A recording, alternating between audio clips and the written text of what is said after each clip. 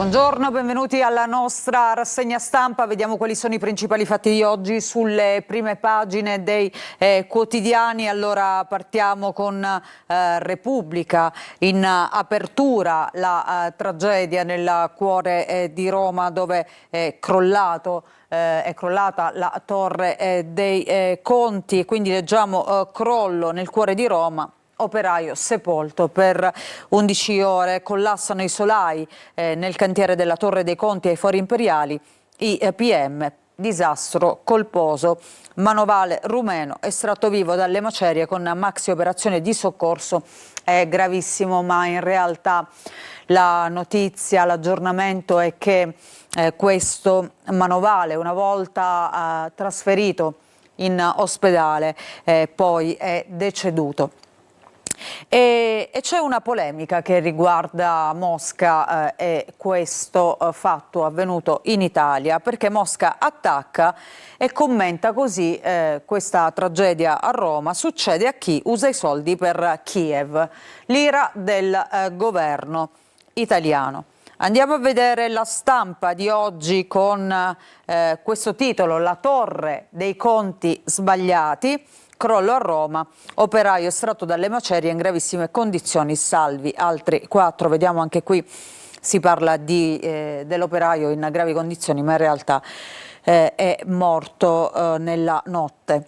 Grandi opere a rilento, restiamo sulla stampa, il piano contro i veti. Il Ministero di Salvini vuole snellire le autorizzazioni di sovrintendenze ed enti ambientali, e poi sfratti e morosità. 1 miliardo di costi per i proprietari soltanto nel 2024. Vedremo tra poco.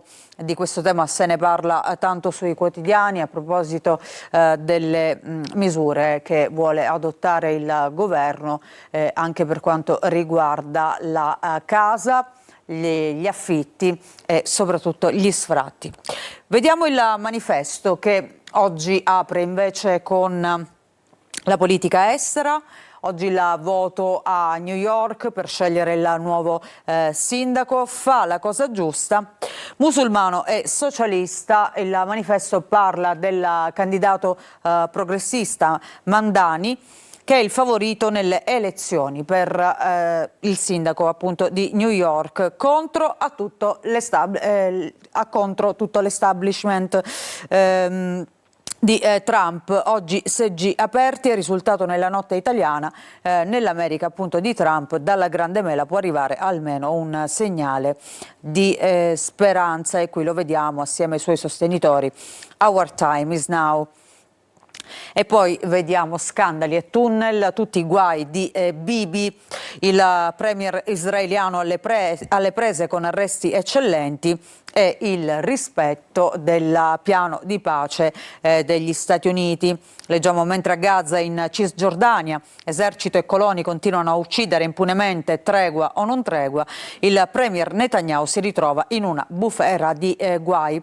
Un caso di corruzione esplosivo dentro il sindacato di Stato, l'Histadrut, la procuratrice militare in galera per aver rivelato gli abusi commessi dai soldati israeliani sui prigionieri palestinesi nel famigerato centro di detenzione di Sde Eiman, e 200 miliziani di Hamas bloccati in un tunnel oltre la linea gialla a Gaza. Hanno chiesto un passaggio sicuro in cambio del disarmo, e il presunto sì di Netanyahu ha incendiato sia la maggioranza che l'opposizione, compatte su tutto quel che riguarda l'offensiva contro Gaza. E Israele, a 30 anni dall'uccisione di Rabin, il leader che dopo decenni trascorsi a espandere la colonizzazione e a soffocare ogni forma di resistenza palestinese, aveva infine aperto al dialogo con l'OLP.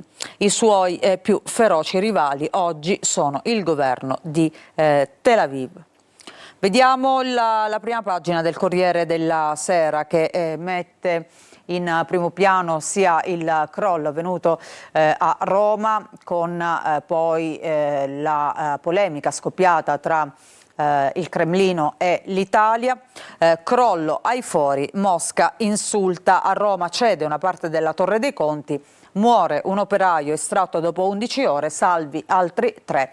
Ma poi le accuse russe: sprecate i soldi per Kiev. La risposta della Farnesina che dice parole squallide. Restiamo su questa prima pagina per vedere una notizia di cronaca. A Milano, accoltellata alle spalle, shock in centro, gesto senza movente, grave una donna di 43 anni, fermato l'uomo. L'aggressore era appena uscito da una comunità, aveva già colpito, è stata la gemella di lui a consentire agli inquirenti di identificarlo e di arrestarlo. Andiamo a vedere all'interno del Corriere della Sera questo doppio crollo ai Fori Imperiali, appunto questa tragedia sul lavoro, muore un operaio che è stato estratto dopo 11 ore sotto le macerie. La Torre dei Conti cede durante i restauri, salvi gli altri 3 travolti, indagine per disastro. La Torre dei Conti è un monumento, vediamo qui la storia, un monumento medievale che era amato anche dal Petrarca. Sempre sulla stessa pagina parla il collega ferito, uno dei colleghi feriti, ancora sotto shock, dice un boato, poi siamo fuggiti mentre veniva giù tutto. Il 64enne, ripulivamo l'intonaco al 4º piano. E poi ovviamente si indaga, si cerca di capire di chi siano le responsabilità di questo crollo. Ci sono varie ipotesi sul cedimento. Intanto i lavori sono iniziati già dagli anni 30, la sovrintendenza dice a giugno però era tutto ok. L'intervista, vediamo sempre su questa pagina, all'archeologo Carandini che ha commentato troppi interventi, è un bene fragile, tutte le competenze tornino allo Stato. Come un terremoto, una vicenda gravissima. Ancora continua Andrea Carandini: penso sia mancata la presenza di un adeguato ingegnere strutturista in un prezioso manufatto del IX secolo. Vediamo la cronaca, ce n'è tanta oggi sulle pagine dei quotidiani. Intanto vediamo questa storia che arriva da Milano di una donna, una manager che si stava recando al lavoro e viene accoltellata. Terrore nel cuore di Milano. Un fermo aveva già colpito, l'aggressione in piazza Gae Aulenti, la fuga, poi la svolta, il sindaco Sala, inaccettabile. E poi c'è il racconto del marito che è stato allertato da una passante che ha chiamato con il telefono appunto della vittima l'uomo e lo ha avvisato come un film. Ero con lei fino a 2 minuti prima, l'ho raggiunta e mi ha detto solo è un pazzo. Lo shock del marito, aveva ancora la lama infilzata nella schiena. Le prossime ore sono decisive per questa donna che è in gravi condizioni. E intanto andiamo a vedere chi è questo aggressore. Quando 10 anni fa ferì 2 anziani. Sono frustrato, avrebbe detto, ucciderò le donne.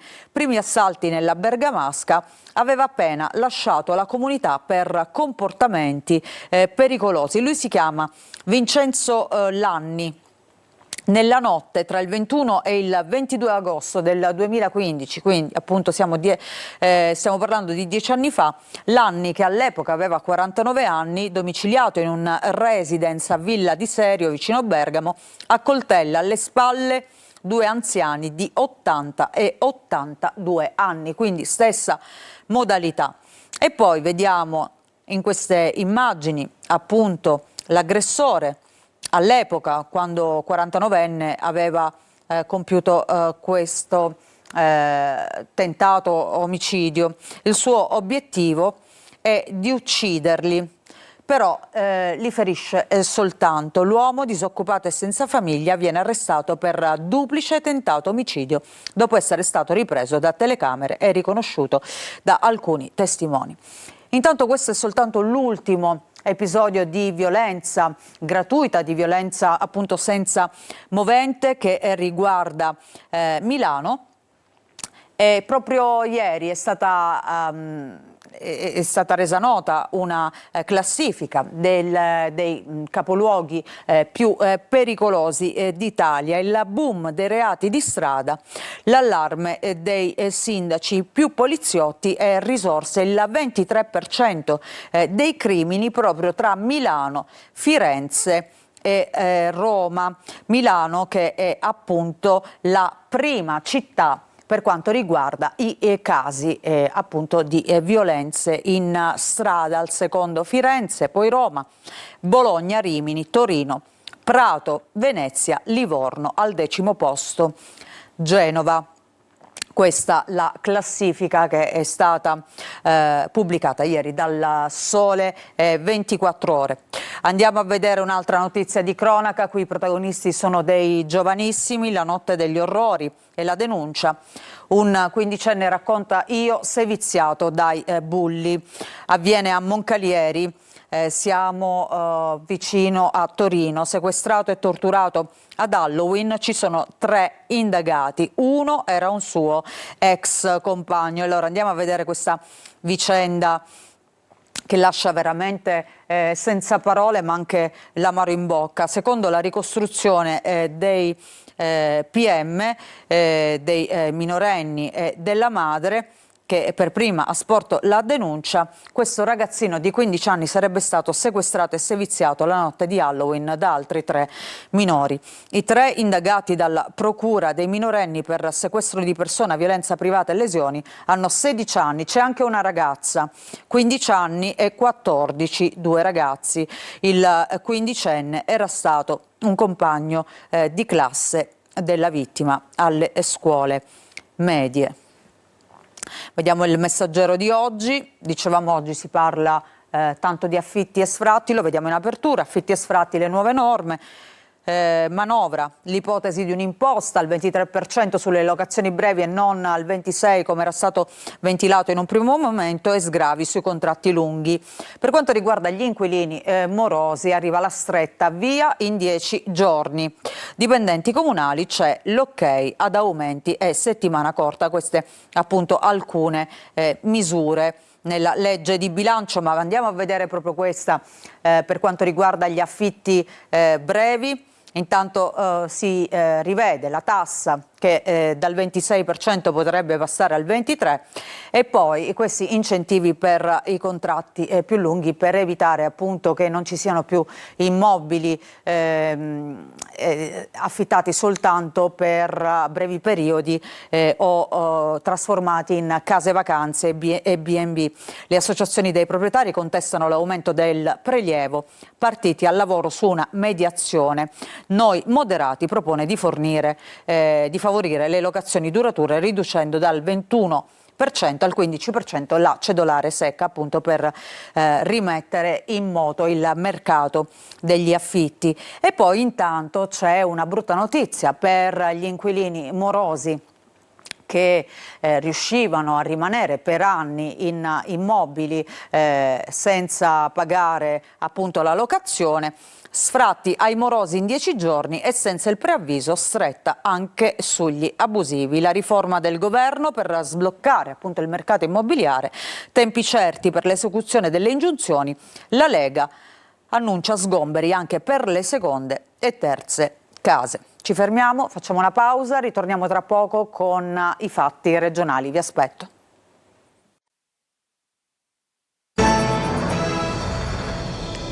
Seconda parte della nostra rassegna stampa, ripartiamo con il nostro sito siciliaweb.it con tutti gli aggiornamenti delle ultime ore. C'è una ultima ora appunto in apertura, la vediamo. Appalti truccati. Chiesto l'arresto di Cuffaro. A Palermo, tra le 18 persone coinvolte, anche un parlamentare. Allora andiamo a vedere questa notizia dell'ultima ora di questa mattina. La Procura di Palermo ha chiesto gli arresti domiciliari per 18 persone, tra cui l'ex presidente della regione siciliana Salvatore Cuffaro e il parlamentare di Noi Moderati Saverio Romano, accusate accusate a vario titolo di associazione a delinquere, turbativa d'asta e corruzione. I carabinieri del Rosso hanno notificato a tutti l'invito a comparire davanti al GIP per l'interrogatorio preventivo. Solo dopo questo interrogatorio il GIP deciderà se accogliere o meno la richiesta di domiciliari avanzata per Cuffaro e per gli altri e se chiedere al Parlamento l'autorizzazione a procedere per Romano. Ci sono anche le parole del parlamentare che dice: apprendo dalla stampa di una richiesta della Procura di Palermo che mi riguarderebbe, non ne so nulla e non ho ricevuto alcuna comunicazione. In ogni caso sono assolutamente tranquillo e a disposizione, pronto a chiarire eventuali dubbi dei magistrati. A diversi indagati, tra cui l'ex presidente della Regione, i militari hanno notificato anche un decreto di perquisizione disposto dai PM. Cuffaro e Romano sono coinvolti in un'inchiesta della Procura guidata da Maurizio De Lucia su appalti pilotati. Coinvolti anche diversi funzionari pubblici e Vito Raso, autista e uomo di fiducia dell'ex governatore. Ricordiamo Cuffaro, che oggi è presidente nazionale della Nuova Democrazia Cristiana, è stato condannato a 7 anni, il verdetto diventato definitivo nel 2011 per favoreggiamento alla mafia, e ha lasciato il carcere nel 2015 dopo averne scontati 4 e 11 mesi grazie all'indulto di 1 anno per i reati non ostativi e lo sconto previsto dalla liberazione anticipata per buona condotta. Quindi questa la notizia di oggi in primo piano che vediamo sul nostro sito. Naturalmente vi daremo tutti gli aggiornamenti nel corso delle prossime edizioni del nostro telegiornale. Intanto torniamo alle prime pagine dei quotidiani e vediamo cosa c'è oggi in edicola. Partiamo dal Giornale di Sicilia, si torna naturalmente a parlare in primo piano della morte di questo giovane Giuseppe Di Dio a Capizzi. Volevano ammazzare me. Queste le parole di un testimone che spunta fuori e dice: in realtà ero io il bersaglio. Svolta sul caso del sedicenne ucciso per errore, parla appunto il vero bersaglio. Intanto a Troina, lutto a scuola, Giuseppe indimenticabile. Restiamo su questa prima pagina, ancora cronaca, c'è questa fotonotizia che è relativa ad un incidente avvenuto ieri a Palermo, scontro tra bici e scooter, deceduto l'anziano ciclista, fatale la caduta sull'asfalto per Giuseppe Gargano di 77 anni. La tragedia in via Corleo, accertamenti sulla dinamica con i video. Andiamo a vedere la prima pagina della Gazzetta del Sud, anche qui Capizzi, poteva essere una strage, scrive il quotidiano, il killer che ha ucciso il sedicenne era stato già denunciato, parla il giovane che lo ha disarmato e quindi ha evitato appunto che potesse diventare una tragedia e potessero esserci altri morti e feriti. Vediamo anche la prima pagina della Sicilia. Reati di strada, l'allarme nelle città Catania e Palermo, capitali siciliane. Catania e Palermo presenti nella parte alta di questa classifica di cui parlavamo poco fa, appunto per quanto riguarda la sicurezza, per quanto riguarda i reati che avvengono appunto in strada, spesso, anzi quasi sempre senza un movente. Intanto a Milano, dicevamo, è stata accoltellata una donna alle spalle senza motivo, c'è un fermo. Il delitto di Capizzi lo troviamo anche qui in prima pagina, vendetta di famiglia, spunta un movente. E poi a Trapani, statua a 40 anni dalla strage, Pizzolungo brucia ancora, il rottame dell'auto finisce in piazza e diventa un monumento per non dimenticare. Andiamo all'interno della Sicilia, dove appunto si parla di questi reati di strada, e allarme nella nostra isola, perché le due capitali siciliane sono Catania e Palermo. Sulla classifica, dicevamo, pubblicata dal Sole 24 Ore, pesano i dati forniti dal Viminale sulle denunce presentate nel 2024. Milano è da record nazionale, Enna invece è una delle città in cui si vive meglio, è il paradiso dell'isola. Infatti Enna si trova nella parte bassa, quasi un fanalino di coda appunto di questa classifica. E poi a pagina 3 invece la tragedia di Capizzi, la confessione dell'omicida che dice: la mia famiglia non c'entra nulla. Ricordiamo che assieme all'indagato Giacomo Frasconà è stato anche fermato il fratello e il padre. La reazione dopo una lite tra l'assassino e un giovane che lo ha denunciato. Proseguono le indagini appunto per capire cosa abbia indotto questo giovane a sparare e a colpire per errore appunto Giuseppe Di Dio. Intanto vediamo i due protagonisti giovanissimi di questa vicenda. A sinistra la vittima Giuseppe Di Dio, a destra invece l'indagato che ha sparato, Giacomo Frasconà Filaro. E poi la testimonianza, appunto, spunta questa persona che dice: ero io il bersaglio, avevamo litigato, si erano fissati che dovevano spararmi. Quindi comunque parla al plurale, non solo del ragazzo ma anche degli altri familiari, quindi il fratello e il padre che erano presenti durante l'aggressione. Vediamo la prima pagina di Repubblica Palermo che titola oggi così: la strage dei ragazzi. L'emergenza violenza dall'inizio dell'anno in Sicilia. 8 giovani morti per mano di coetanei. Parla il 21enne che era il vero obiettivo del killer di Capizzi.